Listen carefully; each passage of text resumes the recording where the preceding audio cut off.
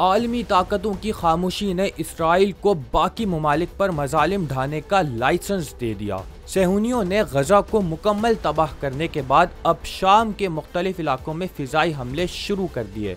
गैर मुल्की मीडिया के मुताबिक इसराइल ने शाम के दारुल हुकूमत दमिश्क, हमा और दरा के मुजाफाती इलाकों पर फिजाई हमले किए, जिनमें एक आम शहरी जाबहक जबकि 4 अफराद जख्मी हो गए। हमलों के नतीजे में मुख्तलिफ मकामात पर शदीद तबाही की इतलात हैं। इसराइली फौज ने इन हमलों की तस्दीक करते हुए कहा है कि निशाना एक फौजी अड्डा, तैयारा शुकन तोपे और जमीन से फिजा में मार करने वाले मिसाइलों का इंफ्रास्ट्रक्चर था। इसराइली हुक्काम का कहना है कि ये कार्रवाइयाँ शाम में मौजूद ऐसे अस्करी ठिकानों के खिलाफ हैं जो इसराइल के लिए मुमकिन खतरा बन सकते हैं।